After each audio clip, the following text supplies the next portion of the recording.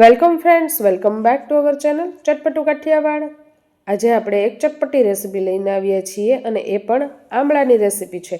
આમળાને લાંબો સમય સુધી સાચવવા માટે થઈને આપણે ઘણી બધી પ્રોસેસ કરતા હોઈએ છીએ। આમળામાંથી ઘણી બધી રેસીપીઝ બનાવતા હોઈએ છીએ।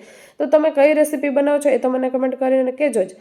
પણ અહીંયા હું તમારી સમક્ષ આમળાને લાંબો સમય સુધી સાચવી શકાય અને હેલ્થ માટે પણ ખૂબ જ સારી એવી પાચક આમળાની રેસીપી હું શેર કરવાની છું મિત્રો। અહીંયા તો આમળા જે છે એ કટ તો કરેલા છે જ, પણ એમાં જે ઉમેરેલો જે મસાલો જે છે ને એની રેસીપી ખાસ આપણે જોવાની છે।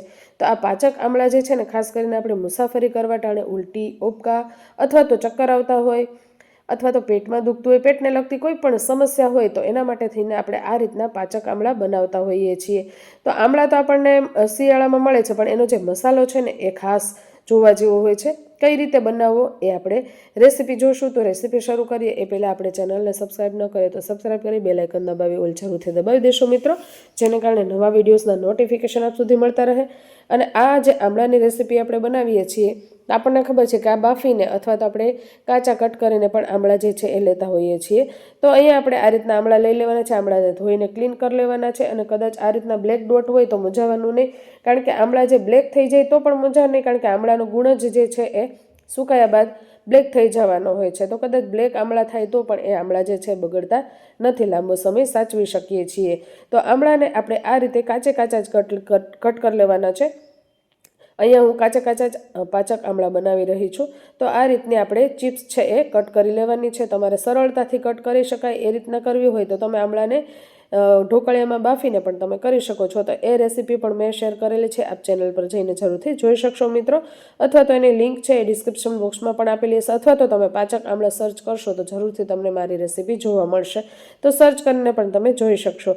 તો અહીંયા આપણે આમળાને આ રીતે કટ કરી લેવાના છે। એક જ કળીમાંથી આપણે 2-3 પાતળી પાતળી ચિપ્સ કરીને કટ કરી લીધેલા છે। તો બધા જ આમળા કટ કરવાનો વિડીયો લીધેલો નથી, એક આમળું કટ કરીને આપને બતાવેલું છે અને આપણી અનુકૂળતા મુજબ આપ કટ કરીને લઈ શકો છો। તો ઝીણી કટકી પણ કરી શકો છો અથવા ખમણ પણ કરીને તમે લઈ શકો છો। તો અહીંયા આમળામાં બધો જ મસાલો ભળી જાય ને એ માટે થઈને પહેલાં વહેલા આમળાની અંદર આપણે લીંબુને આ રીતે સ્ક્વીઝ કરી લેવાનું છે, એને કારણે આમળાનો ટેસ્ટનો તો વધારો થાય, પણ લીંબુ પણ આપણા હેલ્થ માટે બહુ સારું છે અને મસાલો પણ સારી રીતે ભળી જાય એ માટે થઈને લીંબુને બધા જ આમળામાં સારી રીતે ભળી જાય એ રીતે આપણે હલાવી લઈશું। હવે આપણે પાચક આમળાની મુખ્ય સામગ્રી જે છે એ છે એનો મસાલો। તો આપણે એનો મસાલો બનાવીશું મિત્રો। અહીંયા તમે મસાલામાં કઈ કઈ સામગ્રી એડ કરો છો એ પણ મને કમેન્ટ કરીને જરૂરથી કહેજો, અને હું કઈ રીતે મસાલો બનાવું છું આપણે જોઈ લઈએ। તો પાચક આમળાનો મસાલો બનાવવા માટે થઈને પહેલાં વહેલા આપણે એક મિક્સર જાર લઈશું। એની અંદર આપણે એક મોટી ચમચી ભરીને મેં અજમા લીધેલા છે, તો અજમા લઈ લઈશું। કાચા જ લેવાના છે, શેકવાના નથી, કાચા અજમાનો ટેસ્ટ સારો આવે છે અને બધી સામગ્રી કાચી જ લઈશું આપણે।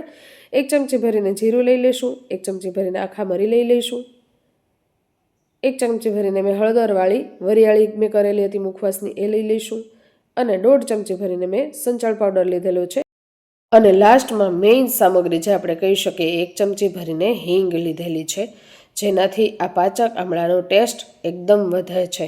તો બધી સામગ્રી જે છે એ પાચક આમળાનો ટેસ્ટ તો વધારનારી છે જ, પણ આપણી હેલ્થ માટે બેસ્ટ સામગ્રી છે।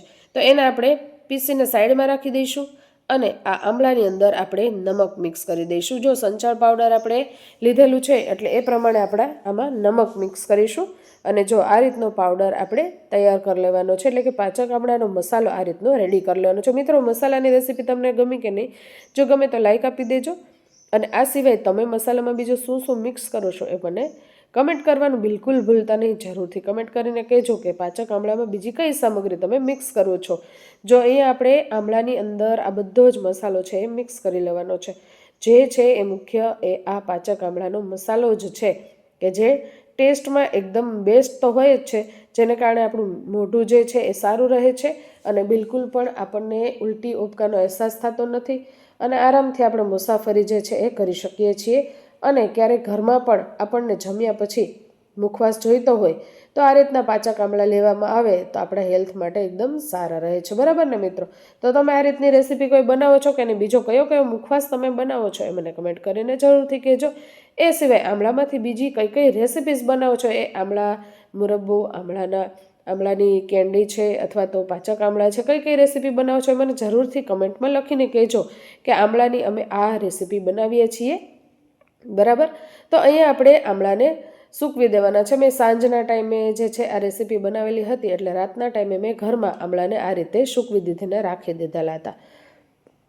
તો આ રીતે આપણે આમળાને રાત્રે રાખી દઈશું અને જ્યારે સવાર પડે ત્યારે આપણે એને તડકામાં પણ સૂકવી લેવાના છીએ. તો જો આ રીતે મેં તડકામાં એને સવારે સૂકવી દીધેલા હતા. તડકામાં સૂકવવાથી એનું જે મોઇસ્ચર છે એટલે કે ભેજનો ભાગ ઉડી જાય છે અને લાંબો સમય સુધી આપણે એને સાચવી શકીએ છીએ. જ્યાં સુધી ખખડે નહીં ત્યાં સુધી આપણે એને સુકાવા દેવાના છે. અહીંયા મેં આમળાનો રસ કાઢીને પણ એનો જે ભૂકો છે એ જવા નથી દીધેલો, એનો પણ મુખવાસ કરવા મેં રાખી દીધેલો છે મિત્રો. તો પાચક આમળા અહીંયા રેડી થઈ ગયા છે. 2 દિવસ સૂકવી અને આ રીતના ખખડે એવા થઈ જાય ત્યાં સુધી આપણે એને સુકાવા દેવાના. સુકાઈ જાય એટલે આપણે બરણીને એને ભરીને રાખી દેવાના છે. તો પાચક આમળા આપણા રેડી થઈ જાય એટલે આપણે એને એક કન્ટેનરમાં ભરીને રાખી દેવાનું. જે આપણે ઉપયોગ કરવા હોય ત્યારે આપણે એને લઈ શકીએ છીએ અને મુસાફરીમાં પણ આપણે લઈ જવા હોય તો લઈ જઈ શકીએ છીએ. મિત્રો, રેસીપી પાચક આમળાની રેસીપી આપને ગમી હોય તો એક લાઇક જરૂરથી આપી દેજો. ચેનલ પર નવા હોય તો સબસ્ક્રાઈબ કરી બેલ આઇકન દબાવી ઓલ જરૂરથી દબાવી દેશો, જેને કારણે નવા વિડીયોઝના નોટિફિકેશન આપ સુધી મળતા રહે. અને ખરેખર જો આ રેસીપી આપને ગમી હોય તો આપના ફ્રેન્ડ સર્કલ્સ, ફેમિલી ગ્રુપ્સમાં રેસીપીને શેર કરવાનું બિલકુલ ભૂલતા નહીં. શેર જરૂરથી કરી દેજો. અને ફરીવાર આવી નવી રેસીપીસ તમારા સુધી લઈને આવીએ ત્યાં સુધી જય સોમનાથ, જય માતાજી મિત્રો. અને આ જે પાવડર હોય છે એને પણ ફેંકી દેવાનો નથી. આ પાવડરને તમે છાશના મસાલામાં લઈ શકો છો. જો આ રીતના સૂકા આમળા આપણા રેડી થઈ જાય છે અને એનો જે સાઈડમાં મસાલો રાખેલો હશે, એટલે કે આમળા આપણે બરણીમાં ભર્યા પછીનો જે મસાલો હોય છે, જો આ રીતનો એ મસાલો હોય છે એને પણ આપણે છાશના મસાલામાં પણ લઈ શકીએ છીએ. તો 2 વસ્તુ આપણે તૈયાર થઈ જાય છે, છાશનો મસાલો અને સાથે જ આપણા પાચક આમળા. તો ફરીવાર નવી રેસીપીસ તમારા સુધી લઈને આવીએ ત્યાં સુધી જય સોમનાથ, જય માતાજી મિત્રો.